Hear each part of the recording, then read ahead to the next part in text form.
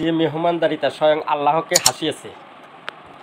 আবু হুরায়রা রাহমাতুল্লাহ আলাইহি ওয়াসাল্লাম হতে বর্ণিত, তিনি বলেন, এক ব্যক্তি রাসূলুল্লাহ সাল্লাল্লাহু আলাইহি ওয়াসাল্লাম এর কাছে এসে বলল, আমি খুব ক্ষুধার্ত।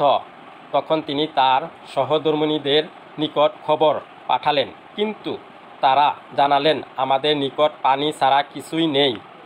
এরপর রাসূলুল্লাহ সাল্লাল্লাহু আলাইহি ওয়াসাল্লাম বললেন, কে আছো যে এই ব্যক্তিকে মেহমান হিসেবে নিয়ে নিজের সাথে খাওয়াতে পারো? তখন এক আনসারী সাহাবী আবু তোহাম আলাইহি ওয়াসাল্লাম বলেন, আমি।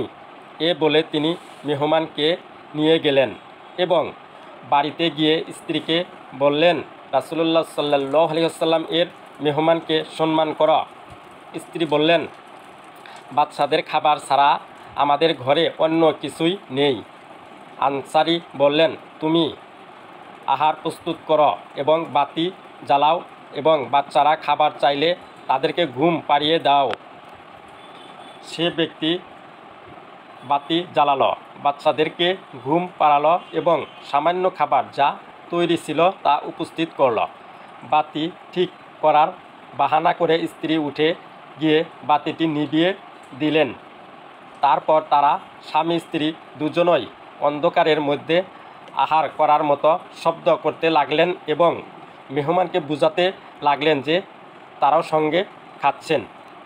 তারা উভয়েই সারা রাত অত্যুভক্ত অবস্থায় কাটালেন।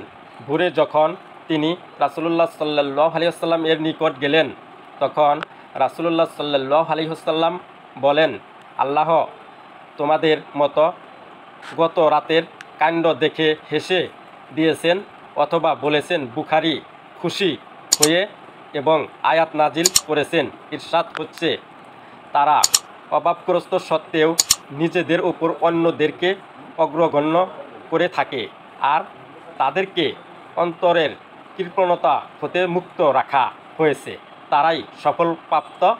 সূরা হাসর আয়াত 9। সূত্র বুখারী মুসলিম।